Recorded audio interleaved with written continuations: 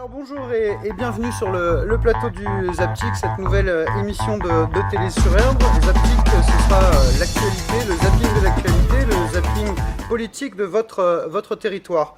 Je tiens à remercier d'ailleurs le Quai 101 qui nous accueille si chaleureusement ici à Sucé-sur-Erdre.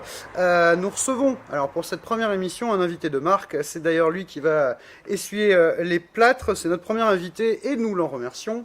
Jean-Louis Roger, le maire de Sucé-sur-Erdre. Bonjour Jean-Louis. Bonsoir. Bonsoir. Je ne serai pas seul, Jean-Louis, pour vous poser des questions. Je vais vous laisser également entre les mains expertes de Maïté Beragne, journaliste. Salut Maïté. Salut. Alors Jean-Louis Roger, merci donc comme je le dis d'être notre premier invité, d'essuyer les plâtres. Vous êtes maire de Sucé-sur-Erdre. Vous souhaitez qu'on vous appelle Monsieur le maire ou Jean-Louis, ça ira? Jean-Louis, c'est très bien. C'est parfait. Alors, Jean-Louis, vous êtes maire de Sucé-sur-Erdre donc depuis avril 2014. Vous avez été élu aux dernières municipales. Vous étiez conseiller municipal depuis 1989, sucéen depuis 84. Je dis pas de bêtises. Non, très bien. C'est un peu une interview, bonnes informations. Une interview Wikipédia. Alors je vérifie quand même. On sait que vous êtes proche de l'UDI ou adhérent UDI d'ailleurs. Je suis adhérent UDI. Adhérent UDI, ce qui n'est pas tout à fait J'adhère. Vous adhérez à l'UDI. Vous avez été élu donc l'année dernière avec 50,63% des voix avec la liste Maîtriser l'avenir ici à Sucé-sur-Erdre. Une première question assez simple. Quel avenir vous avez maîtrisé depuis avril dernier? Et puis, est-ce que c'est pas simple de dire on va maîtriser, est-ce que c'est pas prétentieux de dire on va maîtriser l'avenir? Alors, je ne sais pas si c'est prétentieux, je ne pense pas, puisque ce n'est pas dans mon tempérament d'être prétentieux. C'est un objectif. Quand je dis maîtriser, c'est se donner les moyens de faire en sorte que notre avenir soit, je veux dire, contrôlé, au moins préparé, organisé, et qu'au moment où on puisse réaliser, effectivement, qu'on l'ait bien anticipé. C'est ça, l'aspect maîtriser, c'était se donner des moyens pour réaliser les ambitions que nous avions. Donc là, on parle essentiellement de budget, finalement? Non, c'est pas le budget. Ouais, le budget, c'est l'outil qui permet de faire. Mais avant de faire, il faut le préparer, il faut préparer et organiser, effectivement, en fonction des choix que l'on fait, que ce soit des choix en termes d'action sociale, en termes d'action urbanisme, en termes d'action tournée vers la vie associative. Derrière, c'est du budget. Mais d'abord, ce sont des choix d'action et des choix de réalisation. Vous avez été adjoint aux associations, il me semble, ici aussi à Sucé-sur-Erdre. Vous avez fait partie d'ailleurs d'associations également. Votre épouse a été impliquée dans le jumelage aussi, on le sait. Est-ce que c'est une étape, une répétition générale en fait? Et est-ce que c'est une sorte de passage obligé de passer par les associations pour faire de la politique? Non, je crois que c'est pas un passage obligé. Je veux dire, on s'investit dans le monde associatif, c'est parce qu'on a cette envie de faire avec l'autre et pour l'autre. Voilà, c'est ça, c'est ce qui fait qu'on est dans la vie associative. Et ensuite, effectivement, au fil des années, on s'inscrit dans des actions qui obligatoirement sont dans la vie locale. Et le fait, à un moment donné, on rentre dans la vie locale. Et c'est vrai qu'au travers de la vie associative dans laquelle j'ai transité, j'ai commencé par une vie associative dans une association de cadres de vie, et très vite je me suis impliqué dans la vie des écoles au travers de mes enfants. Et voilà, et c'est ce qui fait que tout ça, c'est le cadre de vie, la vie des écoles, c'est quelque chose qui est extrêmement lié à la vie de la commune. Et donc voilà comment, à un moment donné, le fait d'avoir des idées, le fait de s'impliquer, le fait de partager, le fait de chercher à réaliser, on se retrouve impliqué dedans. Mais bon, on n'y va pas ça comme fait ça. Un petit peu réseau quand même. C'est pas des réseaux, c'est la vie de la cité. C'est le parcours normal. Et c'est bien parce qu'au moins quand on arrive dans la vie locale, quand on s'implique dans la vie locale, ça veut dire qu'on a un peu d'expérience au travers de la vie des écoles, au travers de la vie associative, du cadre de vie. Ça veut dire que j'étais dans la vraie vie de notre commune.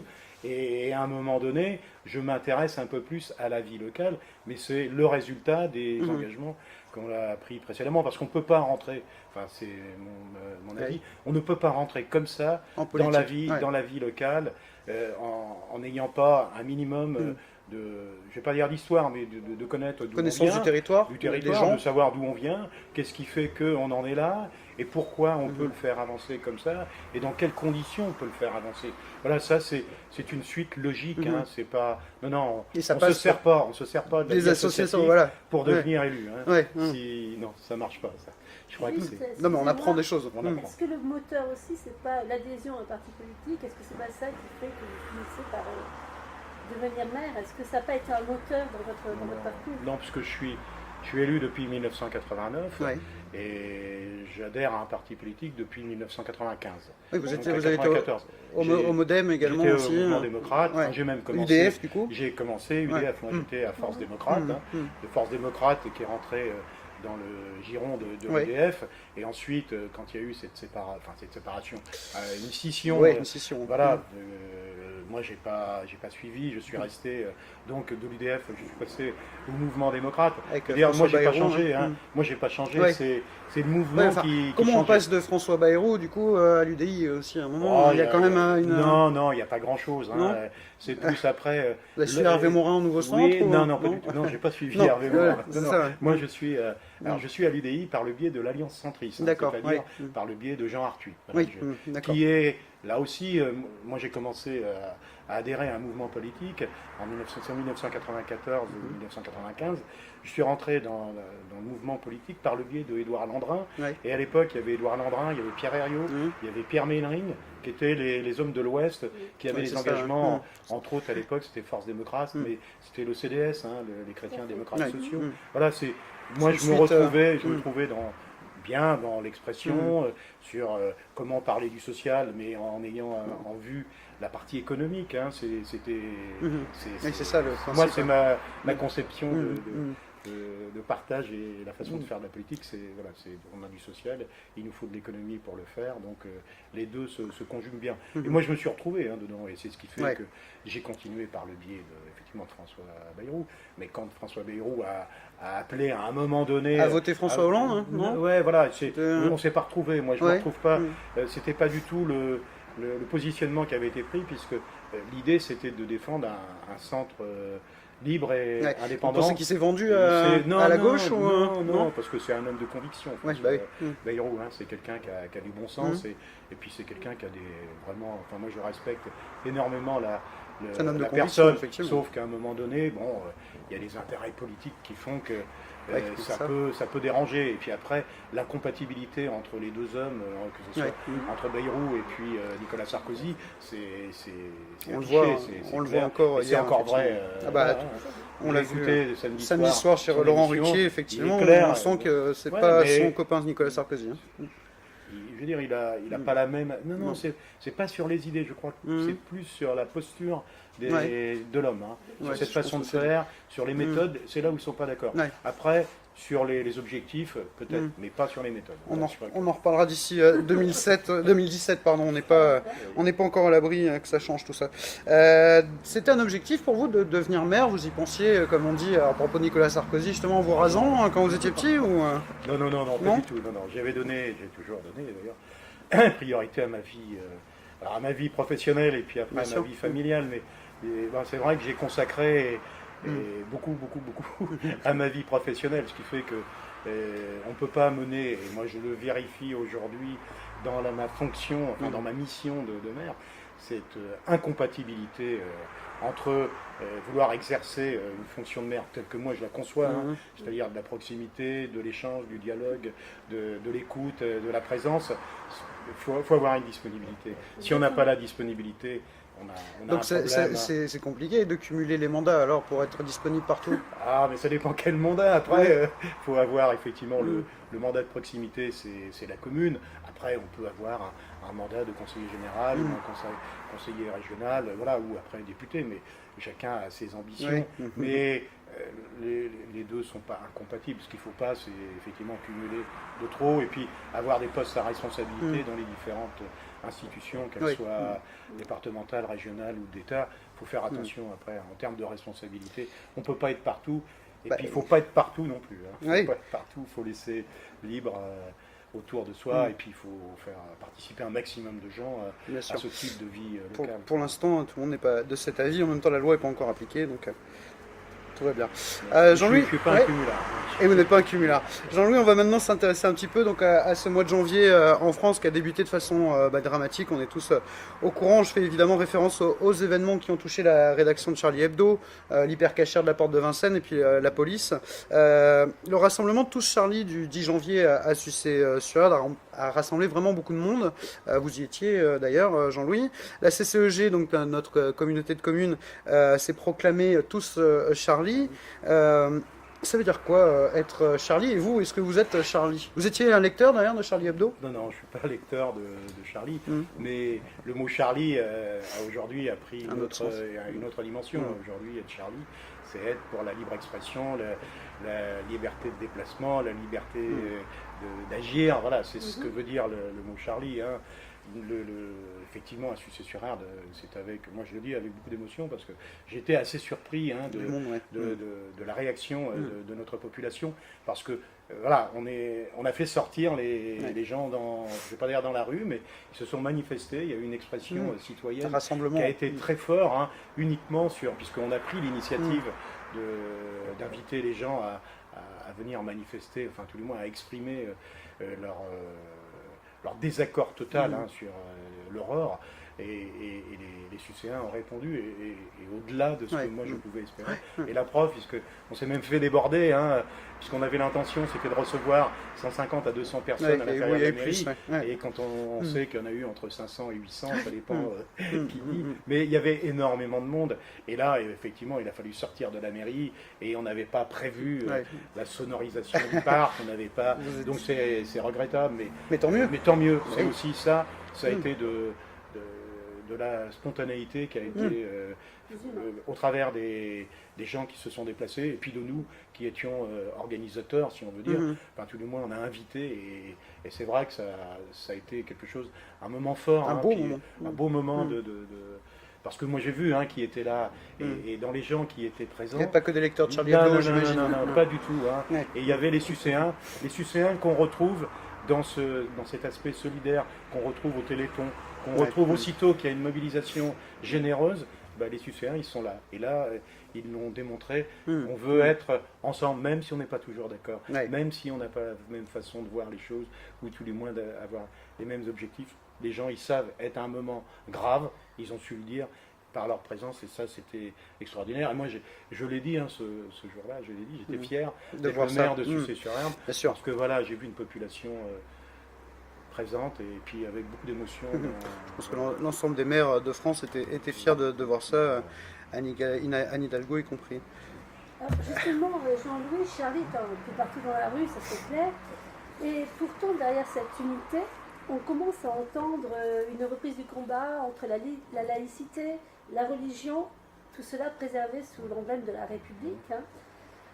Pour cela, je voudrais vous donner juste quelques dates qui font l'histoire. En 1789, c'est la Déclaration des droits de l'homme. Et on dit « Nul ne doit être inquiété pour ses opinions, même religieuses ».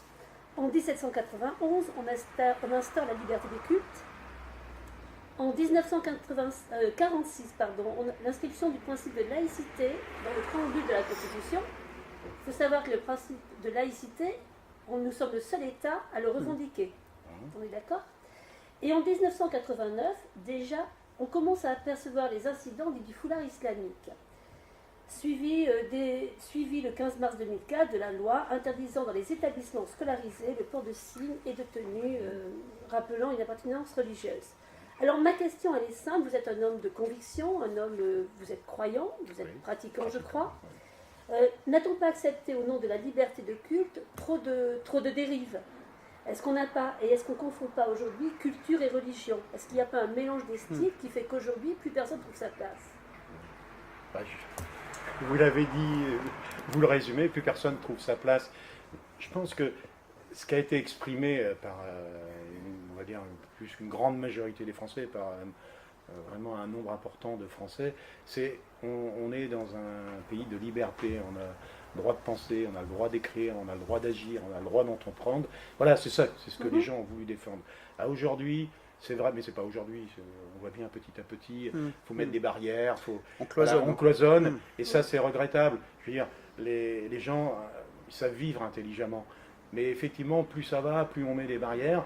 Et puis, il y a toujours des tordus qui vont faire référence au mot culte, au mot laïcité, voilà, à des signes.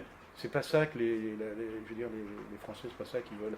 Ils veulent que les gens puissent vivre ensemble sans qu'il y en ait un qui puisse imposer son signe religieux à un autre. Voilà.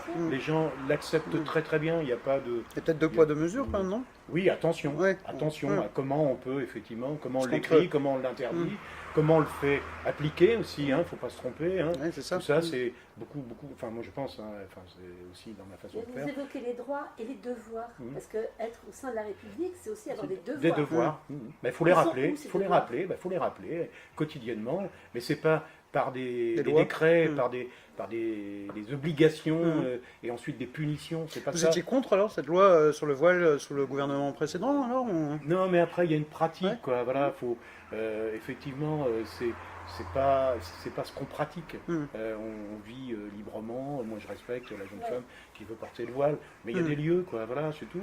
On vient dans une école. C'est vrai qu'elle peut le porter on chez va elle, en fait. mais on vient dans une école. Voilà, qu'on respecte effectivement. Sinon, on dans peut les lieux retrouver publics en fait en dans les particulier. lieux publics, hein, Ouais. dans l'espace Oui, parce public. que là sur le port c'est pas très Moi, grave. ça me dérange Ouais, pas. voilà, Hein, c'est moi, ça m'agresse pas, hein, pas du tout. Ouais. Elle vit comme elle veut. Ouais, contrairement à Voilà, Nadine surtout- Morano quoi par Moi, exemple. non, mais moi, je pas. Non, Ouais. Et le port dans les écoles? Bah, là encore, non, mais C'est un lieu là public. aussi, c'est un lieu public, mais on est à la marge. On doit avoir cette capacité d'adaptation. Hein, s'il y a un enfant qui, voilà, parce que ces pratiques religieuses vont faire que s'il y en a un sur 550, on doit avoir cette capacité d'adaptation. C'est pas ça qui va changer le monde. Hein. Ce jour-là, on lui donne pas de viande et puis terminé. Mais il faut rester simple, hein, je crois. Il faut que dans l'exercice de tous ces obligations, ces signes, il faut qu'on reste extrêmement Ça se passe souple, comme ça, la tolérant. cantine à Sucé-sur-Erne, Oui, il y a... oui, ouais. il n'y a pas de... On n'a pas décrété tout le monde mangera du porc. Non, on n'a rien écrit, Ouais, tout ça. non. Il y a eu, parce que ça arrive. Voilà. Bah, bien À sûr. un moment Oui, il y a donné, évidemment. il y a un petit moment, voilà, cherchons à nous adapter, et les gens savent s'adapter. Le personnel a une réactivité, on bien sait sûr. vite. Sauf, effectivement, si sur 550 repas, il y en a 200 qui vont demander le jour, non, c'est pas. D'autant plus que tout ça, en plus, ça fonctionne bien, puisque les menus sont affichés, entre autres, hein, pour parler de la restauration, sont affichés longtemps avant, ils sont discutés par les parents, il y a une commission bien sûr. spécifique à la restauration scolaire, donc tout ça c'est évoqué, on ne découvre pas le repas. Donc, sujet. là aussi, il faut faut que la personne qui effectivement met ses enfants, et puis des obligations comme ça sur sélection de nourriture, et ben elle le dit, hein, on fait les fameux PAI, Oui, c'est voilà, des allergies et tout, on sait s'adapter, Oui, bien sûr. on le fait, donc et ben voilà, il y a une incompatibilité avec la telle viande, il faut savoir le dire, mais après on n'organise pas notre société par rapport à ça, bien sûr. restons suffisamment tolérants. Excusez-moi. Non, non, vas-y, je t'en prie. La laïcité, finalement, c'est quelque chose qui est transmis par les écoles. Logiquement, c'est l'école qui est garant de tout ça.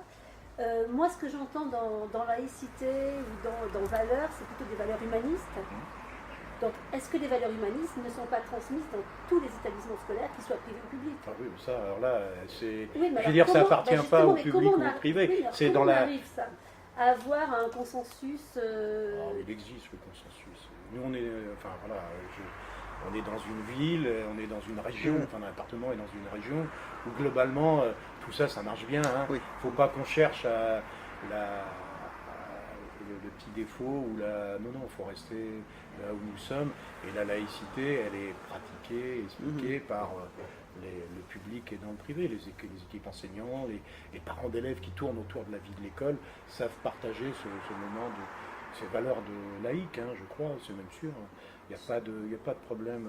Je ne suis pas sûre que dans les écoles privées, il y ait cette notion de valeur laïque. Ah oui, non, il y a du respect. Il y a beaucoup de respect. Peut-être du respect, mais Il y a pas beaucoup la de transmission respect la par valeur. rapport. Mais c'est quoi laïcité? C'est savoir partager, c'est savoir C'est vivre ça ensemble. le débat C'est actuel. savoir. Voilà, et je pense pas que les écoles privées. Non, faut pas. Moi, je cherche pas du tout, du tout. On a une paix. On a la paix des écoles. On a une bonne vie ensemble. Restons dans. Voilà. Par contre, je peux comprendre que dans des villes, des quartiers complets. On Mmh. va pas parler de notre département, mais sur région parisienne. Ou il le doit sud de la France aussi. Ça doit être compliqué parfois, ça doit Mmh. même être très Mmh. compliqué. Là, ce qu'il faut, c'est donner des moyens. Donner des moyens humains pour expliquer, pour apprendre. Ouais, mais pour on appréhender. n'a plus d'argent. Bah, voilà. Non, mais là, on doit en avoir. Hein. Ouais. Il y a des choses pour lesquelles on Mm. doit avoir. Et s'il y a, des pratiques qui ne doivent pas être minimisées, c'est bien. Ouais. Tout ce qui touche L'école, l'éducation, l'éducation. tout ce qui touche l'enfance, c'est Ouais. une priorité Oui, des c'est une priorités. priorité, C'est, je veux dire, les budgets, je ne vais pas dire qu'ils ne sont pas regardés, ils Enfin, on sont peut les étudiés. trouver. Ils sont étudiés pour faire en sorte que ça soit rationnel tout ça.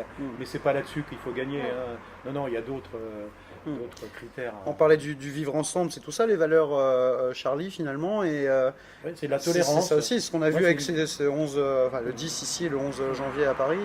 C'est de la La tolérance. tolérance, Hein, c'est de ouais. la tolérance. On C'est est sûr, où moi, Charlie, je n'ai pas Oui, vous n'êtes forcément pas un lecteur un assidu. avis sur la provocation Oui. qu'il a.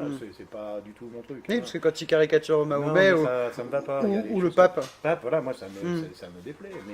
Mais On- voilà, jusqu'où on peut aller. Quoi. on parlait de François Bayrou qui est effectivement un catholique et croyant, qui Il y a pourtant des chez, limites. chez Ruquier l'autre jour a choisi effectivement un dessin, Un dessin une de- caricature du pape. Pape, ouais. Et lui Mais- ça le faisait marrer justement. Pourtant il était visé directement Non, mais moi, parce que famille Ça me nombreuse. fait sourire, ça me Ouais. fait sourire. Oui, sur le lapin. Hein. Ouais, sur le lapin. Sur le lapin, j'ai vu. Ouais. Mais ça fait sourire. Mm. Mais dans mon fond intérieur, Oui, bien sûr. je me dis, bon, il y a des limites. Ouais. Quoi. Voilà, j'ai pas... Vous pensez qu'ils auraient pas dû faire cette caricature la semaine dernière de... Non, ça fait partie de Charlie, ouais. ça. Voilà, Bah, c'est de l'expression ouais. libre. Et c'est ça qu'on Pas de défend aussi. retenue, voilà, C'est ça la me- laïcité. Moi, ça me dérange pas, hein, il l'a fait. Ouais. Ils l'ont fait de toute façon. Charlie, c'est tout. Voilà, c'est ça. Ouais. Oui, ça me- En même temps, ça va être très drôle, parce que certains qui n'ont jamais acheté Charlie ont découvert Charlie. Vous n'avez même pas réservé le numéro là. Oui, on a essayé, mais on n'a Non. pas pu. J'en Non. ai eu 2 exemplaires, je vous en offrirai un. C'est Voilà, gentil. ce sera Pas de problème. le cadeau. Vous pensez qu'on est vraiment dans une société moins tolérante? Ça revient un peu à ce qu'on disait avant, mais on tolère peut-être de Je moins crois, en moins de attention, choses. Attention. Ouais, à danger, cette société, ouais, Mm. pour moi, Ouais. faut pas. Nous, on l'a pas. Ici, on vit pas ça. Mhm. On entend. On a encore du temps. mais- Ici, oui, Non, ouais, à Sucé complètement, sur bien Erdre, sûr. on n'a pas cette problématique. Non. On n'a pas eu de manif anti-mariage pour tous, par exemple. Par contre, c'est Mm. pour ça qu'il faut en parler. Ouais. Il faut beaucoup parler, il faut expliquer. Enfin, comme tout, il faut énormément de pédagogie. Le dialogue. Voilà, de dialogue pour faire comprendre Ouais. et Mm. faire accepter, c'est un grand mot, mais au moins savoir partager. Pas d'accord, ok, mais c'est pas pour ça qu'on se met sur la tête. hein. On sait se dire non. Bien Et sûr. puis après, la vie continue. Mm. hein. Mais chacun sait où il est et pourquoi il le fait. Quoi. Mm. On est toujours dans l'unité nationale, là, ou ça Bah, se moi, j'y fissure? suis, hein, Vous moi, y êtes, non, ouais? voilà, faudrait pas justement que l'expression citoyenne qui a été très Ouais, forte le 11 janvier, Retombe. faut pas la lâcher, on a bien Mm. vu, à tout bord confondu. Et puis c'est même pas que national, hein, c'est international. Oui, c'est Quand international. on a vu la réaction du monde vis-à-vis de la France, Mm. c'est parce que les Français, c'est aussi le pays de la liberté, de la libre expression. On est les garants hein, C'est aux en yeux. garde, même. Non, mais c'est vrai, je crois, au niveau du monde, hein, on est Ouais, ce complètement. pays où on peut se dire les choses et on voit bien politiquement, il y a de l'alternance qui se met en place et la vie continue et on n'est Bien pas sûr. en train de se taper dessus. Voilà, il y a une tolérance hein, dans tout ça. Et c'est ça la force de notre démocratie, c'est qu'on est arrivé à un point de pouvoir se dire les choses, même si on n'est pas d'accord, et de faire fonctionner. C'est pas parce qu'on change de gouvernement ou qu'on change d'équipe municipale que les gens sont dans la rue et viennent s'opposer. Non, logiquement. une fois que l'expression citoyenne est faite, les Français sont hyper respectueux de ça. C'est pour ça qu'il faut... Attention, il s'est dit quelque chose le 11 janvier, il y a eu une unité, et quand on dit une unité, on l'a vu à Sucé-sur-Erdre. Hein, on Vous n'avait pas évoquez la besoin d'aller. tolérance, mais justement, cette notion de tolérance, vous savez, il y a l'expression qui dit seuil de tolérance. Voilà. Il faut aller le Bah, plus loin possible dans pousser le de seuil. la terre, ouais. Faut D'accord. aller le plus loin possible. Non, sinon après, on est dans l'intolérance et on est dans l'affrontement et on ne sait pas jusqu'où ça peut aller. Voilà. Et ça, faut arriver. On doit être capable de se dire les choses, on doit être capable d'accepter que, voilà, on a décidé, nous, qu'on ne faisait pas de médiathèque. Et ben, il faut qu'on soit... Non, mais voilà, il faut qu'on ait cette capacité à l'expliquer, pourquoi on ne l'a pas fait, pourquoi on ne le fait pas. Et nos confrères, nos amis, il faut qu'ils soient capables aussi de dire, voilà, Bien sûr. Oui, Bien sûr, ouais. ok. On parle donc de communication là un petit peu aussi. Oui, Hein, c'est ça. Beaucoup. À propos de communication, on va passer à la CCEG, donc communauté de communes. Jean-Louis, je répète, on est ravis de vous accueillir pour cette première. Vous êtes maire de Sucé-sur-Erdre et donc à ce titre membre de la communauté de communes, la CCEG, vous êtes membre communautaire. Vous savez donc que le 3 décembre 2014 a été présenté le projet de mandat en petit comité à Nord-sur-Erdre et nous on y était. Je dis bien petit comité puisque il s'agissait d'une présentation entre élus, donc pas avec la population, presque intime, une présentation du projet. Est-ce que ça veut dire simplement que la présidence a été prise sans projet finalement pour qu'on soit élu en avril et qu'on présente un projet en décembre? Est-ce que c'est un problème de communication qu'il y a eu au niveau de la CCEG et voilà, est-ce que, il y a une partie des habitants qui se posent la question, effectivement, on a voté en avril, un projet arrive qu'en décembre, voilà. Vous trouvez ça légitime ou... C'était organisé. Voilà. D'accord. On va dire organisé. Ce qui s'est passé, c'est qu'effectivement, il y a eu les élections au mois d'avril. Une majorité des communes a basculé, hein, donc avec une autre vision, ou enfin tout du moins une autre approche de ce que doit être notre communauté de communes. Donc le président Yvon Lerat a mesuré ces changements. Ce changement. Ouais. Ensuite, beaucoup quand même de personnes qui sont maintenant élus communautaires sont de nouveaux élus. Donc là aussi, nouvelles personnes, nouvelle mission. Donc Yvon Lerat a mesuré que tout ça faisait beaucoup de changements et qu'il était nécessaire que chaque élu s'accapare sa mission à l'intérieur d'Erdre-et-Gèvres. Déjà que chaque élu communautaire comprenne ce qu'était l'intercom, à quoi servait l'intercommunalité, quelle était sa mission. Ils n'étaient pas au courant avant, non, en fait. je pense pas. D'accord. Non, je pense que beaucoup d'élus... en fait, l'élu, il arrive, il découvre. Il y en a qui ont travaillé les sujets, mais dans la préparation, c'est pas forcément l'intercom qui a été mis en priorité. Ce qui a été mis dans les élections, c'était l'action communale. Et après, on a un projet de territoire. Il faut aller le travailler, il fallait se l'accaparer. Déjà, il a fallu que Yvon Lerat mesure comment on allait adhérer et comment ça allait fonctionner, tout ça. Donc il a fallu qu'il approche un peu les gens, qu'il les fasse travailler pour les découvrir, et puis qu'il les découvre. Lui, il avait le projet Non, c'est pas lui. Non, le projet, il a été écrit. Simplement, il fallait qu'on se donne des bases sur l'écriture. Il avait des grandes idées. Ouais. Non, il y avait... Oui, lui, il avait... Bien sûr. Oui, il était arrivé, heureusement. Et ça faisait 2 ans qu'il se préparait. Et il était déjà dans l'intercom en tant que vice-président. Yvon, il a mesuré. Bon, ensuite, Yvon Lerat, il a quand même une grande expérience de la vie locale, puisqu'il a été adjoint à Trélières, il a été adjoint aux finances. Voilà, il a été à l'intercom, puisqu'il connaît bien l'intercom, puisqu'il fait partie des créateurs. Il était dans les élus qui ont créé et mis en place cette communauté Erdre-et-Gèvres. Il a vraiment participé. Donc là, il a bien senti, il fallait, réécrire une charte de valeurs, comment on travaille, dans quelles conditions. Ça ne se fait pas comme ça quand il y a 48 élus, et puis qu'on a des communes de 8000 habitants et d'autres communes de 2400 habitants. Il faut que tout ça, la mayonnaise, faut que la mayonnaise prenne, faut la faire prendre. Donc il faut que les gens apprennent à se connaître, que les gens apprennent à travailler ensemble, et puis ensuite on peut aborder les sujets. Et on aborde les sujets où sont les priorités. La priorité, et c'est là où Yvon intervient, Yvon Lerat, il fait passer sa priorité. Ma priorité, c'est l'économie, le développement économique. Ok. Ensuite, on parle de mutualisation. Comment on fait la mutualisation? Puisqu'on sait très bien qu'à moyen terme, ça viendra, les compétences des communautés de communes vont prendre de l'importance. Ce qu'on souhaite, et c'est ce qui a été écrit, et c'est pour ça qu'il fallait l'écrire dans les valeurs. Et donc tout ça a pris 8 mois en fait. Oui, mais c'est le temps de faire un enfant, il faut... C'était ça l'idée. Il y a une autre... Non, il fallait que chacun, vraiment que chacun se l'accapare. Il fallait ensuite se donner le temps, autant les allers-retours. Par contre, que Yvon Lerat ait décidé de faire cette présentation, c'était pas intime quand même, il y avait... la salle était fermée en tout cas. On devait être 250 ou 300 élus présents, donc c'est plus de l'intimité. Intime entre élus, quoi. Ouais, entre élus. L'erreur, il aurait dû convoqué la presse. C'est pour ça que je parlais de communication. Est-ce qu'il n'y a pas une erreur de communication il a là-dessus? fait une erreur, je lui ai dit aussitôt. Moi, hein. Il a fait une erreur de com. Il aurait dû vous inviter avant ou après, que ça soit convenu, quoi. Non, même pour les habitants, hein. C'est pas que la presse. Non, mais après, voilà, oui, pour que on relaye. que ça soit relayé auprès de la population.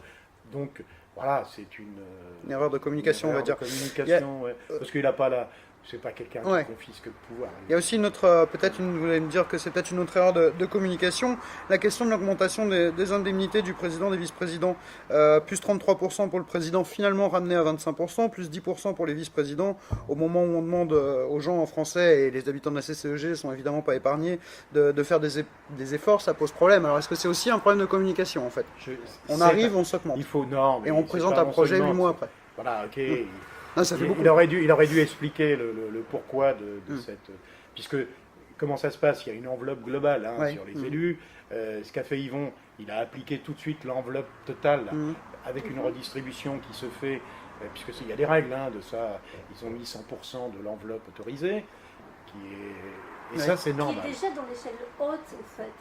Non, parce qu'après, vous pouvez dire 100, et puis... Vous prenez que 80 de 100. C'est un peu les intercos à prendre. Oui, mais attendez, c'est pas choquant. Hein. Après, qu'est-ce qu'on fait? On minimise l'indemnité d'un président de l'intercom. Qui va aller à l'intercom? Parce qu'il faut que la personne, à la limite, ça lui fasse un revenu. Parce que être président de l'intercommunalité, c'est un plein temps. Quand je dis c'est un plein temps, c'est comme être maire d'une commune de 7000 habitants. C'est pas un métier pourtant la politique? Non, c'est une mission. C'est ça. Justement, pour la faire bien, il faut avoir cette disponibilité. Et ça, c'est compliqué. Ça prend du temps. Très compliqué. Très compliqué. Aussi de laisser son entreprise, etc. Oui, parce que c'était le moment de le faire. Il a mesuré que la présidence d'Erdregev, ça se fait pas à c'est 12 communes, on rappelle quand même. C'est 12 communes. C'est une grosse communauté de communes. C'est 57 000 habitants, c'est des budgets conséquents, c'est des orientations très fortes qui sont prises sur les territoires, avec des personnalités, il y a 12 maires, il y a des vice-présidents avec des personnalités très fortes, et chacun a la conviction d'avoir raison, ou de faire bien, et de défendre l'intérêt de sa commune. Bien sûr, après c'est aussi de l'ego. Non, c'est pas un peu de la politique, comme nous on fait de la télé, on a un minimum d'ego. Non, c'est après vouloir... Par contre, après, on veut ou on ne veut pas faire bien. Je crois qu'Yvon Lerat a la volonté, il veut faire bien, il veut montrer que dans une période économiquement difficile, où la redistribution de la richesse, c'est compliqué, voilà, donnons-nous les moyens d'aller... Après, effectivement, dans l'indemnité de Yvon Lerat et des vice-présidents, et du premier vice-président. Et du vice-président. Mais qui est devenu un super vice-président. Il est jeune en plus, c'est très bien. Non, mais c'est bien. C'est aussi une préparation. Parce qu'on ne s'invente pas comme ça. On ne devient pas comme ça. Yvon Lerat, c'est une équipe quand même bien cadrée. Il a rapporté les anciens face à garde rapprochée quand même. C'est aussi ça, gouverner. Il faut avoir quelques points forts autour de soi. On le voit au niveau du gouvernement. Il faut avoir ses forces. On ne peut pas gouverner avec tu prends des gens que tu connais en permanence. Bien sûr. Vous êtes un ami de Yvon Lerat, pourquoi pas vous? C'est vous qui allez refuser. C'est moi, non, tout à fait. Vous ne vouliez pas? Non, je n'ai pas souhaité. Je ne suis pas le seul. Yves Dauvé n'a pas pris de responsabilité. Comment il s'appelle? La jeune maire de Saint-Marc-du-Désert n'a pas pris de responsabilité. Parce que se consacrer à son activité de maire, c'est pas anodin. Et c'est très compliqué. Il faut de la disponibilité sur la vice-présidence. Nous aussi, on le mesure. Puisque nous, on a un adjoint qui est à la vice-présidence. C'est compliqué. L'agenda vice-président, adjoint, en plus des professionnels. Quand il faut additionner les trois, c'est un sacré boulot. Pas simple. Non, c'est pas simple. Mais l'objet, c'est surtout pour ne pas s'en plaindre. Faut pas qu'il y ait... non, c'est pour ça. Alors, en plus, on se augmente et on se plaint après. Non, mais il ne faut pas se plaindre de cette mission qui peut être lourde quand on s'y attarde et qu'on veut la réaliser correctement. On ne peut pas se plaindre, on l'a voulu. On s'est même présenté pour. Bien sûr. On saura vous le rappeler. Oui, mais ça me dérange pas. De toute façon, c'est filmé. Ça restera. On va rentrer un peu dans le détail avec Maïté. Moi, je rebondirais, Philippe le disait, la la mise en place du projet a été un peu tardive, chaotique de l'extérieur. Non, De l'extérieur. C'était le Non, non, temps. d'accord, C'était le d'accord. temps. Oui, mais c'est ça qui a manqué comme explication, je pense, à la population. Mais pourtant, Succès-sur-Erdre s'est déjà démarqué. On a parlé de front de Succès-N dans la presse. Vous vous êtes distingué en disant non au diktat d'ordre d'Erdre sur la densification et par là même sur le développement des logements sociaux. Alors, est-ce que c'est une mise en garde d'ores et déjà à Erdre-et-Gèvres, Succès-sur-Erdre, attention, on est maître de notre commune. Est-ce que c'est ça le message? Alors, je ne vais pas dire que c'est une mise en garde, puisqu'on travaille intelligemment, donc c'est pas une mise en garde. Par contre, c'est effectivement, c'est pas notre choix. Et quand je dis c'est pas notre choix, par rapport à ce point particulier qui est le PLH, Oui, Ouais. qui est donc le plan local de l'habitat, qui nous détermine une densification, qui détermine un pourcentage de logements sociaux en termes de location et en termes d'accessibilité. Ce qui s'est passé, c'est que nous, on avait un PLU dans lequel, en 2007, il a été révisé, pas révisé, mais modifié, quelques... par l'équipe Par précédente. nos Ouais. équipes, nos collègues précédents, Mhm. qui ont modifié, et on n'a jamais modifié les termes du PLU qui était 20% Mhm. de location sociale, 16% d'accès social à la propriété, c'était 20 plus 16. C'est ce qui était écrit dans... Mhm. Et nous, à la limite, je peux dire nous, puisque de 2001 à 2008, j'étais majoritaire, et nous avions à l'époque voté les 20 et 16. C'est Ouais. nous qui l'avions fait. Sauf que dans la mandature précédente, Mhm. on a, pour des raisons, je ne vais pas dire pratiques, mais sur le territoire, Trélières et puis Nord-sur-Erdre et Sucé-sur-Erdre ont augmenté leur pourcentage sur Pour sur le... équilibrer sur- aussi, pour répondre à une demande qui venait du fameux schéma de secteur. tout Voilà. à fait. Donc, mais c'est pas ce qu'on a écrit. Et aujourd'hui, il faut savoir qu'on n'est plus à 20%, mais on est à 31% d'accès par la location sociale, et on est à 10% sur l'accès à la propriété sociale. Donc, ce qui fait qu'on est à plus de 41%. Ça devient limite, quoi. Mhm. Pour organiser demain un nouveau équipement ou un Ouais. lotissement, ça devient, quand je dis ça devient insupportable, c'est toutes les contraintes d'organisation d'un lotissement, on le voit nous au travers du Verger, qui fait partie de ces lotissements à forte densification sociale. Et là, c'est pas la densification sociale qui me gêne, c'est ce qu'on veut en faire de la densification sociale. C'est-à-dire On fait des logements avec les uns sur les autres, On les parque. on les identifie, les Ouais. gens. C'est quoi cette histoire? C'est pas ça. Mhm. Faire du logement social, on en a fait, nous, dans les mandatures précédentes, on a fait la Toscane, sur le boulevard de l'Europe, Ouais. parfaitement intégré. On a fait les Aubépines sur la route de Trélières, parfaitement intégré. On a fait les Jounets sur la route de Casson, parfaitement intégré. Mhm. Voilà, il faut que ça soit, et pour les gens. Parce que derrière, après, il faut pouvoir vivre en collectivité. On se retrouve, parce que quand on fait du logement social, on a un nombre de places de stationnement qui n'est pas la même. Pour une maison particulière, un privé, c'est 2 places de stationnement. Pour un logement social, c'est 1 plus 0,3. Donc, à un moment donné, il va manquer des places. Ouais. Ensuite, pour minimiser les coûts, les bailleurs sociaux, qu'est-ce qu'ils font? Ils diminuent les prestations. Et c'est pas ça l'objet. Mhm. On a fait des opérations de construction de bâtiments sociaux, et je le cite, c'est la Toscane, c'est une réussite en termes d'architecture, en termes d'aménagement dans les espaces communs et tout, c'est une réussite. Ça veut dire qu'on sait et on peut bien sait le faire. faire. On sait le faire et Ouais. on peut le faire bien. Pour l'ensemble des gens qui doivent vivre les uns avec les autres, les uns à côté des autres. Mhm. Cette mixité sociale, elle est absolument nécessaire. Mais attention, il ne faut pas que la mixité sociale, ça devienne un artifice d'architecture, un artifice d'aménagement, où on commence à faire n'importe quoi. On est à Sucé-sur-Erdre, les lotissements avec une densification sociale à 3 km de Dubourg, c'est une erreur. Il faut les mettre dans le bourg. Il faut densifier au plus près des zones où les gens ont accès facilement, entre autres maintenant particulièrement, avec le transport en commun. Le transport en commun, voilà, avec l'arrivée du train-tram. Demain, on doit densifier si on doit lancer un lotissement, Ouais.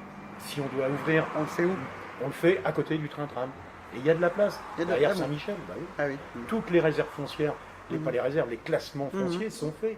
Les 2 AUH2, c'est là qu'ils Mhm. sont.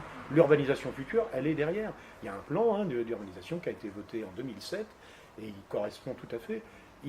Ce plan, le PLU, il était là pour faire en sorte que le devenir de l'urbanisation de Sucé soit quelque part inscrit. Oui.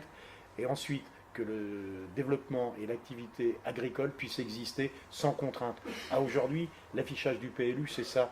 Attention à ce qu'on en fait. Quoi. Là où on a mis des zones pour de la construction, bah, qu'on respecte. Et c'est vrai que l'arrivée du train-tram Oui. modifie un peu les choses quand Oui, même. Hein. forcément. Maintenant, il faut éviter d'aller urbaniser à l'est de la commune. Il faut densifier et urbaniser au nord-est, au nord-ouest de la commune. Hein. C'est là qu'il faut aller construire. Et il y a des choses à faire. Il y a des choses. Ouais. Par contre, pour pas se faire avoir dans ce type d'aménagement, il y a des règles à écrire. Et c'est ce que nous sommes, nous, en train de faire. On réécrit les Et règles. c'est pour ça que vous avez dit non à la CCEG. Et on a montré à la CCEG. Alors, on a dit non à la CCEG parce que, effectivement, on veut montrer aussi que nous, on a mesuré les limites de ce 31% plus ces 10%. On en a mesuré les limites. On le vit, là. On le vit au Verger, on le vit au Héron, on le vit sur des lotissements récents où c'est ingérable. Hein. Enfin, c'est très compliqué. Donc, faut pas donner ça. C'est un cadeau empoisonné aux collectivités. Faisons en sorte que les gens, on les fasse venir. Nous, c'est ce qu'on a dit aux gens du Verger. Voilà, vous êtes venus à Sucé-sur-Erdre, vous avez fait le choix soit d'être en location, soit de devenir propriétaire par l'action sociale. Et nous, on va vous aider. Mais ce qu'on veut, c'est que vous soyez bien dans la commune. Et pour être bien, il faut leur redonner des places de stationnement. Il faut faire en sorte que les aménagements collectifs soient à leur disposition. Voilà, il faut favoriser le fameux vivre ensemble. Il ne faut pas que ça soit que des chiffres qu'on mette comme ça. Non, derrière, c'est compliqué, hein, c'est très compliqué. Donc, le message à Erdrejov, c'est non, nous, on en mesure les difficultés. Voilà. Et les difficultés, nous, on ne veut pas les voir écrites dans notre PLH, même si on sait que alors, mais derrière, c'est assez technique. Hein, on va peut-être pas rentrer dans tous les détails techniques, voilà. Et la réaction, justement, d'Yvon Laura, c'était quoi leur réaction Ils comprennent. Ils comprennent, vraiment ou, Ils tolèrent, voilà. On revient. C'est-à-dire que c'est toujours en discussion, finalement. Mais nous, c'est toujours. Là-dessus, on est convaincus que.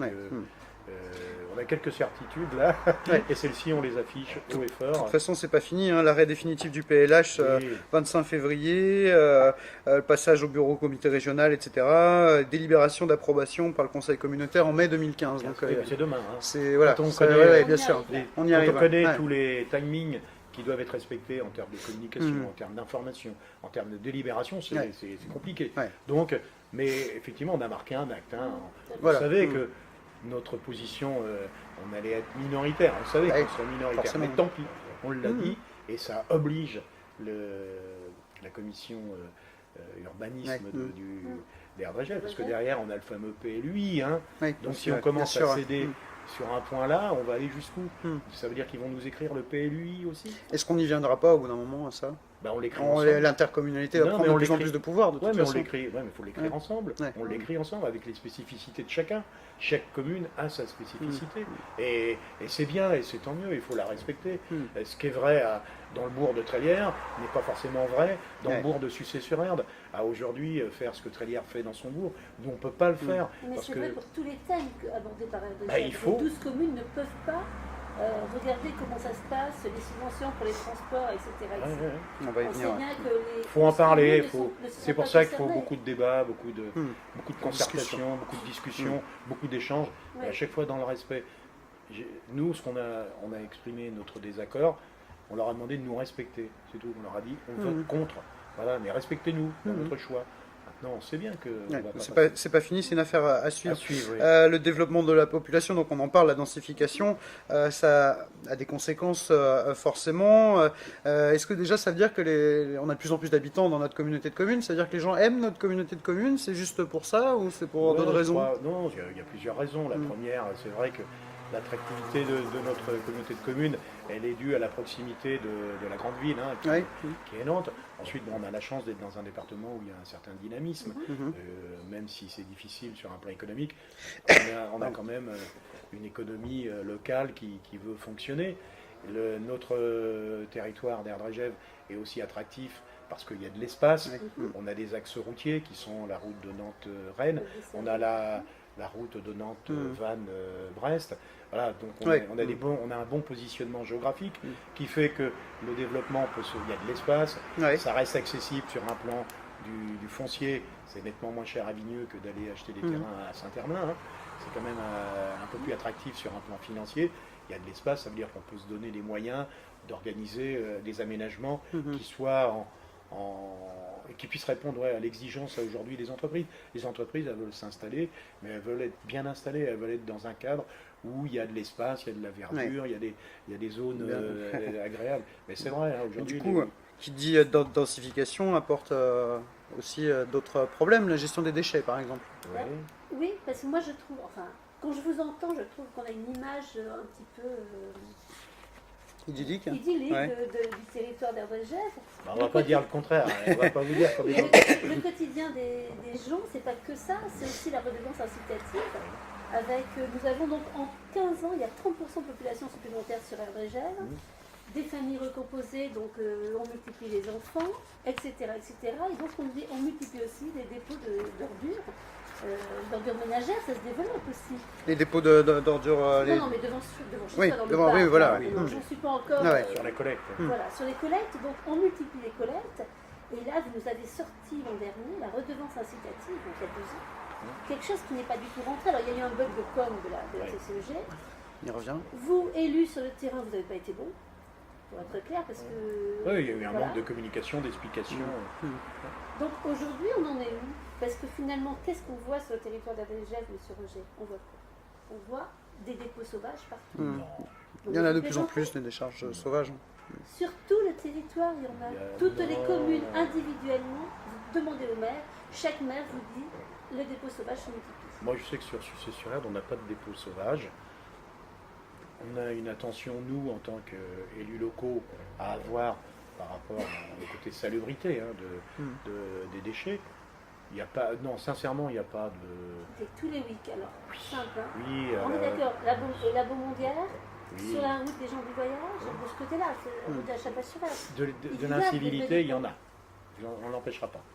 Ça n'empêche que ça, je ne pense pas que c'est à voir avec la redevance incitative, puisque normalement, globalement, la façon dont est calculée la redevance incitative, c'est certainement ce qu'il y a de plus juste, puisque c'est par rapport à la valeur locative, par rapport à votre bien que vous payez.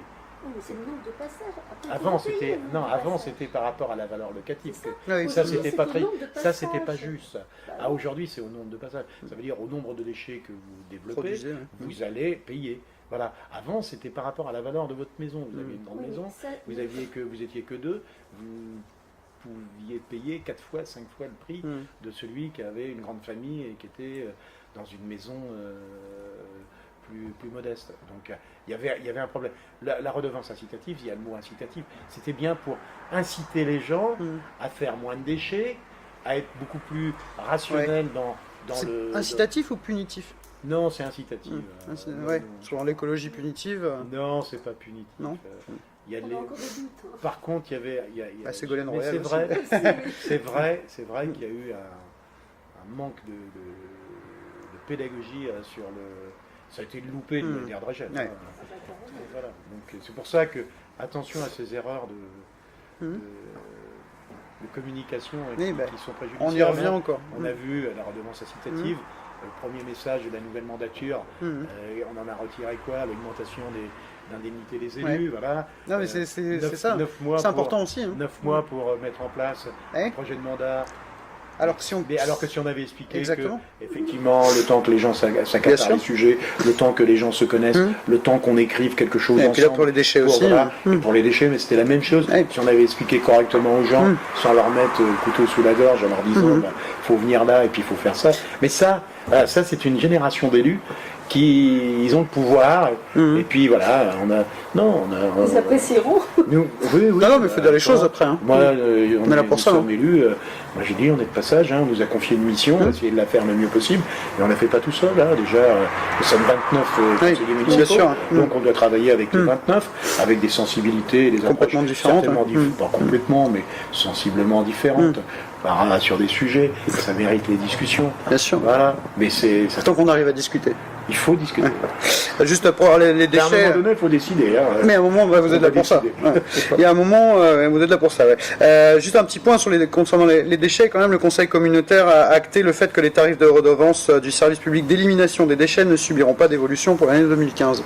Faut quand même le préciser. Ouais. Il n'y aura pas d'augmentation de ça. Mais globalement, il a annoncé, mais comme beaucoup de collectivités, devant la difficulté économique et puis la perte de pouvoir d'achat des gens, il faut arrêter d'augmenter. Donc à aujourd'hui, on n'est plus en train de se demander ce qu'on va dépenser, on se pose la question, combien on va récupérer, quelles recettes va-t-on avoir.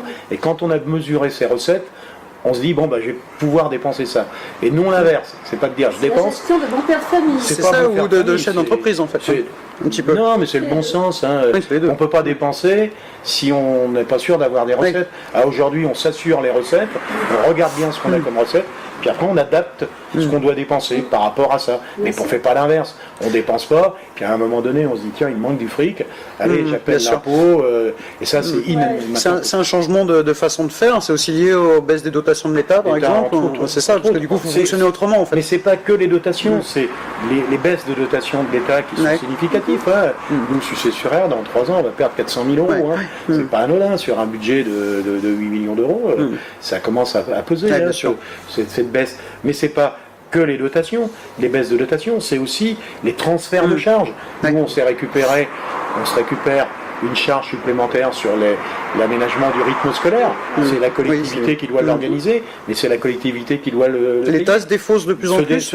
L'État se défausse sur l'instruction du droit du sol, c'est-à-dire les permis de construire qui étaient instruits par ex-DDE. Maintenant, la direction départementale des DTN ne va plus instruire nos permis de construire. Et ça veut dire que tout seul, il aurait fallu qu'on puisse constituer un groupe d'instructeurs des permis. Tout seul, on ne peut pas le faire parce que ça me coûterait moins cher. Donc c'est une compétence qui a été transférée sur Erdregev. Et c'est Erdregev qui a, là, ça y est, c'est fait, qui a mis en place un pôle instructeur des permis. Donc il y a eu 5 personnes de recrutées. On mutualise la dépense, on se la répartit. Donc c'est une charge qui, l'État assurait l'instruction gratuitement, elle le faisait par le biais de la DDE. Et aujourd'hui, 1er juillet 2015, on n'instruit plus. C'est à nous de payer notre service instructeur du match. Ça va nous coûter à nous, entre l'instruction des dossiers, la mise en place des modifications et tout, on est à plus de 30-35 000 euros de dépenses supplémentaires. Donc 100 et quelques mille euros sur le rythme scolaire, 35 000 euros sur l'instruction du droit du sol. Et ben voilà, on se retrouve avec une dépense comme ça de 150 000 euros en plus. Là aussi, c'est baisse de revenus, augmentation de charges. Il y a des limites à tout ça. Et c'est pas fini. Et c'est pas fini, mais au demeurant, c'était aussi ça. À force de croire que on pouvait tout faire. Ou que l'État pouvait tout faire. La Providence, non, il y a quelques obligations. Ce qu'il faut, par contre, c'est qu'il y ait une justice là-dedans. Ça veut dire que toutes les communes puissent financer demain le rythme scolaire, puissent financer son instruction du droit du sol. C'est ça qu'il faut, c'est qu'il y ait de l'équité sur l'ensemble, qu'on habite à Sucé-sur-Herbe, ou à Notre-Dame-des-Landes, ou à Fête-Bretagne. Il faut qu'on ait cette capacité à avoir les mêmes services, parce que qu'on soit sucéen, ou qu'on soit tréliérain, ou grand champenois, il faut... L'enfant, c'est toujours un enfant, il a les mêmes besoins, les mêmes attentes, et la population, sur le problème social, elle a les mêmes problèmes. On viendra à la mutualisation. Voilà, mutualisation, il faut diminuer les coûts. On est à la mutualisation, l'objet c'est de diminuer les prix de revient. Donc, faisons-le, sans y perdre son âme.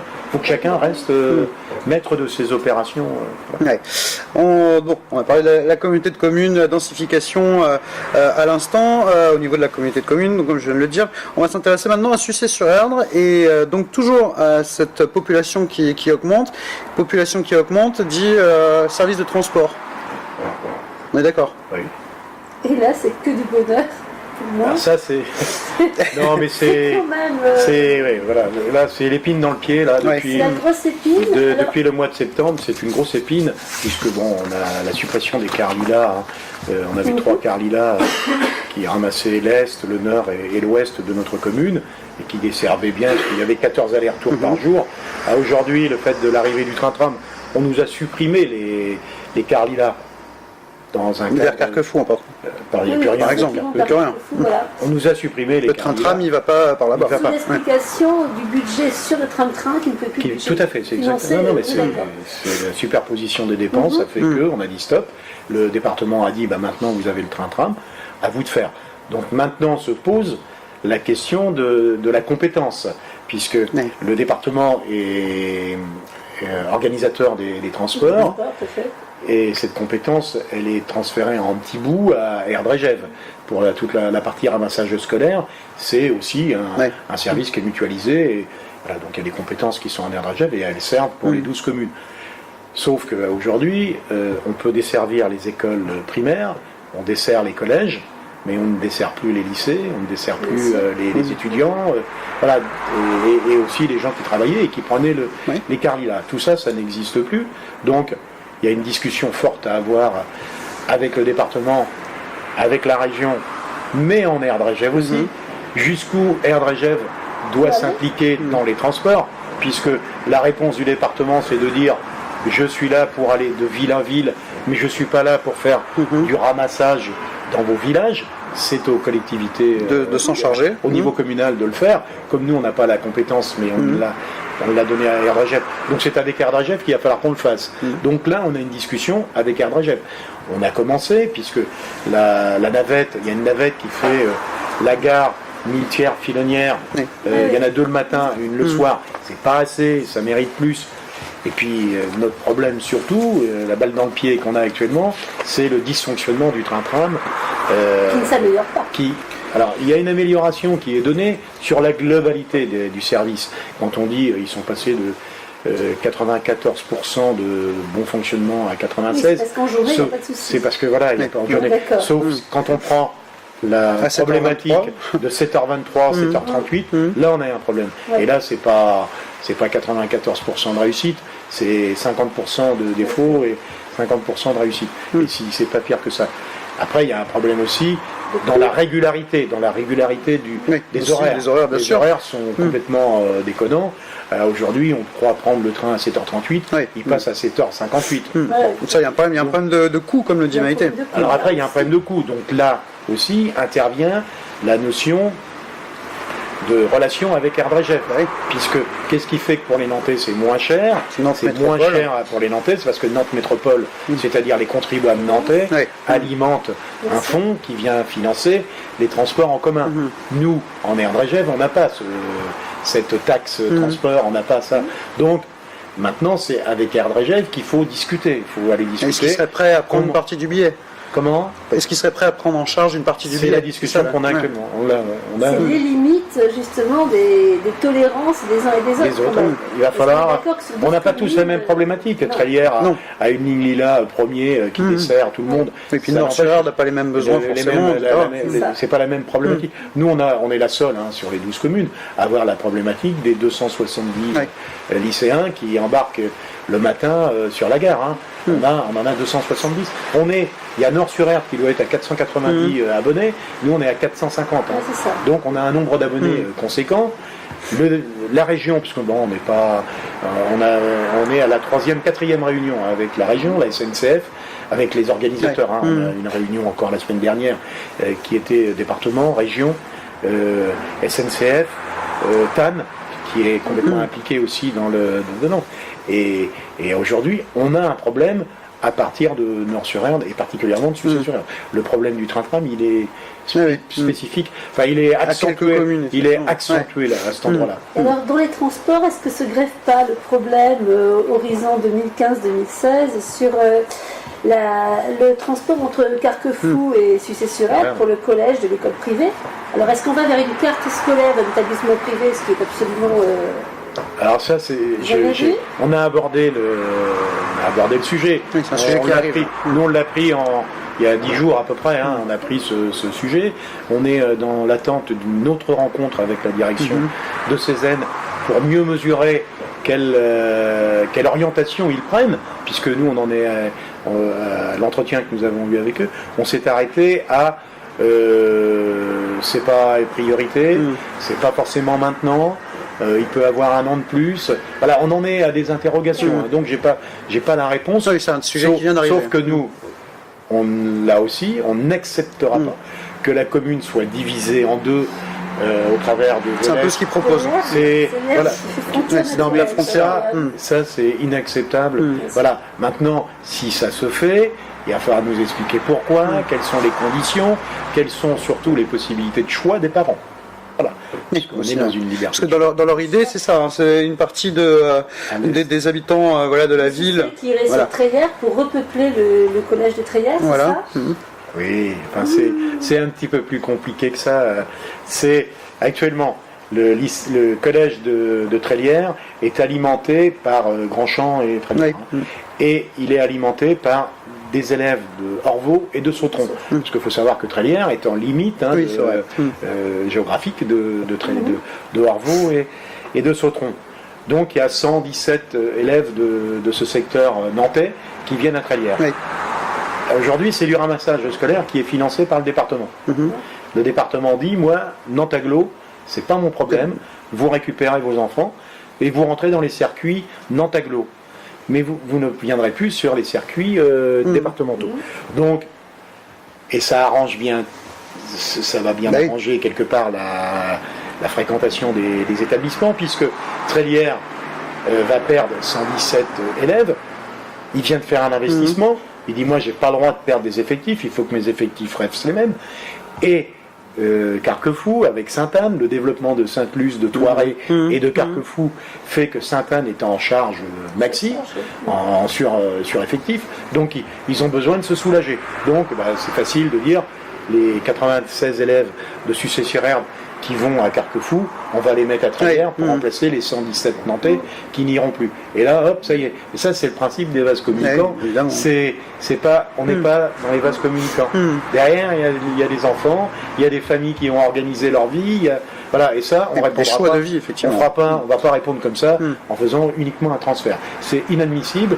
Voilà, nous on l'a dit fortement à la direction de Cézanne que c'était pas du tout dans notre esprit, et encore moins de séparer la population.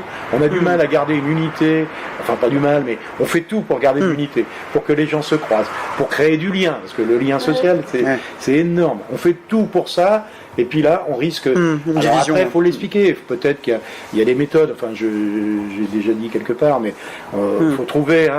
qui est une plateforme qui permette à un moment donné à des gens de choisir. Et puis après, c'est quoi la fratrie qui a commencé à Sainte-Anne, le petit frère qui arrive, qui ne peut pas, c'est quoi? Donc tout ça, ça mérite d'être mis à plat complètement, et puis d'en mesurer les conséquences. Et puis après, que ça soit aussi validé par les usagers, parce que c'est quand même eux qui vont faire les principaux concernés. La loi justement dit qu'on peut choisir son école, qu'elle soit une école privée, à condition qu'il y ait un transport. C'est ça. Ça veut dire que le transport aujourd'hui qui passe par bus entre Sucé et Collège Sainte-Anne de Carquefou, aujourd'hui c'est un financement d'Hervé Gève ou pas? Non, c'est un financement du département. Toujours du département. Parce que le département, il a dans ses valeurs, c'est de pouvoir desservir un collège public et un collège privé. C'est dans ses obligations? C'est dans ses obligations. D'accord. Est-ce qu'on peut imaginer qu'Hervé Gève, du coup, peut-être donnerait un coup de main pour subventionner un trajet, un transport? Alors je sais pas si Hervé Gève peut donner, le tram mais plus tard. Hervé Gève, un chèque. Sur Hervé Gève, il y a une question à se poser. Là, c'est pas par hasard non plus qu'ils vont le rat. C'est très bien. Il y a un comment ça s'appelle? Il y a une commission il y a une vice-présidence sur la mobilité. Ouais. C'est pas par hasard qu'ils vont à demander à quelqu'un, et entre autres Jean-Luc Beignet, de s'intéresser de très près à la mobilité de nos 12 communes. Hein, parce que nous, on a des problèmes, mais il y a d'autres problèmes sur Fête-Bretagne. Hein. Ouais, bien sûr. Fête-Bretagne et Vigneux sont tournés sur Saint-Herblain. Il leur faut des lilas qui puissent alimenter directement la zone de Saint-Herblain. Il y a énormément de passagers qui utilisent cette ligne. Le département, l'année dernière, courant de l'année dernière, il l'avait rayé de sa carte. Ouais. C'était rayé de sa carte. Ça a été réintégré à l'arrache, mais c'était supprimé normalement. Donc, effectivement, la notion de transport, de mobilité dans l'aire de Regève, elle est entière. Hein. C'est vraiment... Là, il va y avoir du grain à moudre. Hein. Ouais. Donc c'est une affaire à suivre dans tous les cas. Ça. Un sujet récent. On reste un peu dans les transports. Jean-Louis, un sujet qui passionne finalement la France entière, ou presque, le fameux aéroport de Notre-Dame-des-Landes, qui est sur ou sous le tapis finalement depuis 30 ans. 30 ans, c'est ça. 30 ans, c'est ça, Olivier. Moi, j'ai juste une question. Pour ou contre l'aéroport? On ne répond pas pour ou contre. C'est plus compliqué que ça? Oui. Non. C'est trop compliqué? Non, c'est pas de langue de bois quand même. Non, pas de langue de bois. Non. Il y a une décision qui a été prise, qui est la mise en place et la construction de Notre-Dame-des-Landes. Aujourd'hui, c'est fait, c'est décidé. Voilà. Aujourd'hui, on est sur des recours qui font que le président. Le ministre l'a confirmé. Mais le président, il a bien été clair là-dessus. Le président, il a dit que. Président de la France. Oui, François Hollande. Oui. Non, pas. Yvan Lerat, en fait. Yvan Lerat, il est clair. Lui, parce que lui, il est pour. Il est pour. Ouais, d'accord. Aujourd'hui, ce qu'il faut, c'est arrêter ce mouvement, un coup oui, un coup non, alors qu'on sait que publiquement Notre-Dame-des-Landes c'est validé. Maintenant les financements soi-disant sont là. On verra au moment où il va falloir mettre le financement. Mais pour l'instant les financements sont là du département, de la région, de l'État et de l'investisseur privé qui est Vinci. Tout ça c'est réuni. Donc maintenant il faut le mettre en place. Sous quelle forme, dans quelles conditions. Et ça, l'inquiétude elle est là. Ouais. C'est si demain on doit le réaliser, il y a un problème de protection des personnes, de protection des sociétés qui vont réaliser tout ça, parce qu'on est quand même dans une zone là aussi c'est inadmissible. Vous parlez des zadistes. Oui, des zadistes qui se sont accaparés le scénario, et puis aujourd'hui... Ils bloquent quand même toute une partie ils bloquent tout. Et puis dans des conditions inadmissibles. On est quand même... On est hors de l'état de droit. On est dans une zone inadmissible. Mais c'est inadmissible. Qu'est-ce qui explique que la préfecture ne savait pas réellement, concrètement? Parce qu'on n'est pas pour l'affrontement, on est pour un dialogue, et on a bien vu ce qui s'est passé en 2013, en décembre 2013, quand ils ont voulu y aller. Ils n'ont pas été au bout ce jour-là, parce qu'on allait à des événements, je crois que le février dernier. On ne va pas retrouver. On va peut-être les retrouver. Il y a une manifestation annoncée le mois prochain à nouveau à Nantes. On arrête là aussi, il faut arrêter, il y a des décisions. Moi je fais partie des gens qui ont dit à un moment donné, avec beaucoup d'interrogations sur la nécessité et l'utilité de Notre-Dame-des-Landes. J'étais dans ces gens-là. Le mouvement auquel je milite s'est positionné là-dessus, avait donné à la région, mes collègues et les amis, ils sont pas pour. Ils sont pour un moratoire, une mise à plat de la totalité. Repenser le truc. Mais repenser cette opération, parce que c'est pas une petite opération. Oui, non. Mais à un moment donné, il faut arrêter. Il doit être fait, il faut le faire. On a l'Express qui titre cette semaine, le 22, là, Notre-Dame-des-Landes, le crash annoncé de l'aéroport. Titre de l'Express de cette semaine. Ça veut dire qu'il ne doit pas se faire. Non. Il y a trop ils disent qu'il y a trop, le journaliste de l'Express qui a fait l'article dit qu'il y a beaucoup trop de recours. Là pour que ça. Il y a les recours. Après, il y a le nombre de recours. Il y a les recours qui sont recevables. C'est de cela qu'il a parlé, François Hollande et Valls.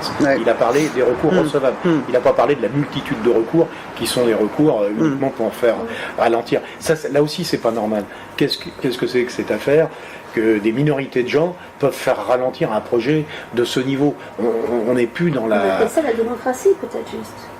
Mais chacun doit aussi mais à un moment donné, non, mais aussi à un moment donné, il faut faire les choses. Il faut qu'on les réalise. On peut pas. Si les recours qui sont recevables, qui méritent une attention très forte, si tous ces recours ont été faits avec l'égalité, qu'on a donné des réponses, plutôt à un moment donné. Je trouve intéressant, vous dites tout à l'heure pour les zadistes, il faut mettre à plat, il faut écouter. Et là, vous me dites, Ouais, mais non, ils il y a un écoutent moment, pas. il faut Non, mais arrêter ils écoutent pas. d'écouter. Par contre, eux, ils nous Et vous écoutent me pas. dites, il faut Ils écoutent pas. arrêter. Non, mais eux, ils écoutent pas la société. Hein. Eux, ils sont dans un positionnement d'extrémistes. Enfin, ils sont des altermondialistes. voilà, etc. ils sont Oui, catégoriques. c'est ce que je veux Ils dire. sont dans leur Monsieur raisonnement à eux. Hein, point. Jean-Louis, À un moment c'est pas donné, ça voilà, que je veux dire. la tolérance, il y a des limites. À un moment donné, les zadistes, ils devraient mesurer que Mais je vous dis, l'opinion c'est pas ça que publique. je vous dis. Vous dites qu'il faut à un moment donné les écouter, et vous me dites que les gens qui sont contre l'aéroport, finalement, non.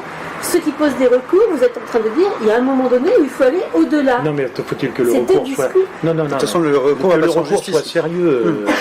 Après, si c'est pour aller chercher un recours parce qu'il y a des herbes qui poussent de travers, c'est pas ça qu'on veut. C'est le recours, effectivement. Est-ce qu'il y a une Mais le nuisance? rapport Est-ce sur qu'on a l'eau. consommé de la terre? Est-ce qu'on a.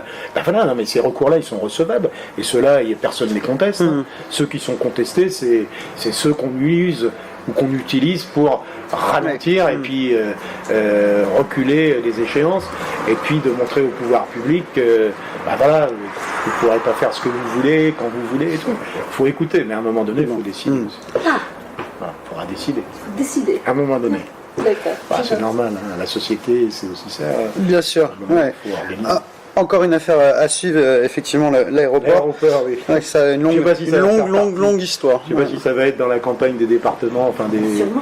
élections On en cantonales, je parlera. sais. Ouais, je pense qu'on en Oui, parlera mais encore, certainement. malheureusement, le pouvoir, il nous appartient pas. Là. C'est pas nous. Ouais, non, ça va C'est au-delà. pas nous, les élus locaux, qui allons décider. Donc, Mais enfin, vous pouvez prendre position quand même, ceci. Oui, mais moi, je veux rester dans le respect. Hein. Il y a des décisions qui ont été prises au niveau national.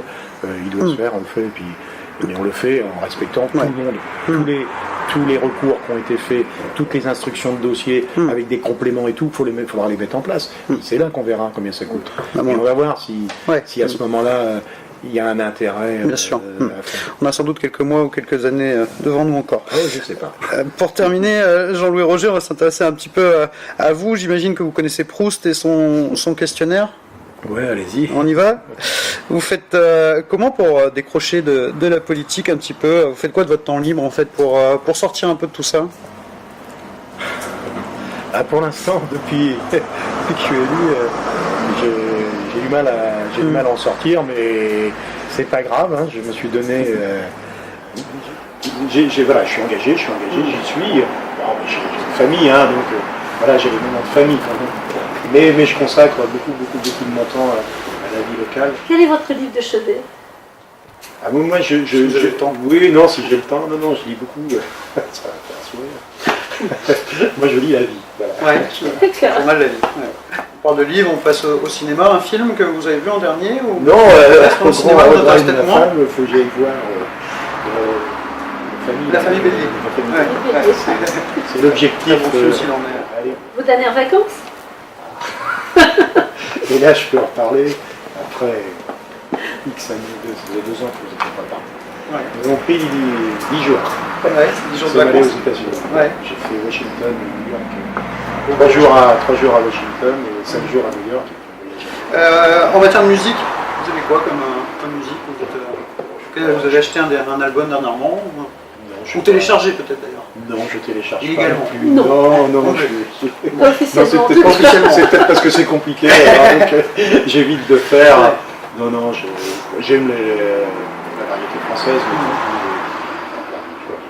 chanteur. Un peu de rap, hein.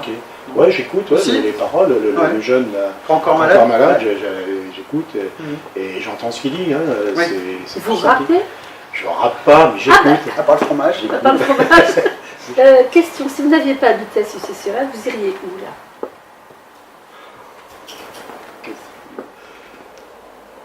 Même un autre département. Ah ouais, non. C'est sur R, j'y suis bien, donc j'ai pas envie de m'en aller. Hein. Vous aimez les réseaux sociaux? Est-ce Non, que vous avez un j'ai- Facebook, un Twitter? J'avais, mais j'ai plus. Ouais, ça vous Je intéresse suis pas toujours. Non, je me méfie énormément de ce type de. Par contre, j'en reconnais l'utilité. Parce que c'est très pratique.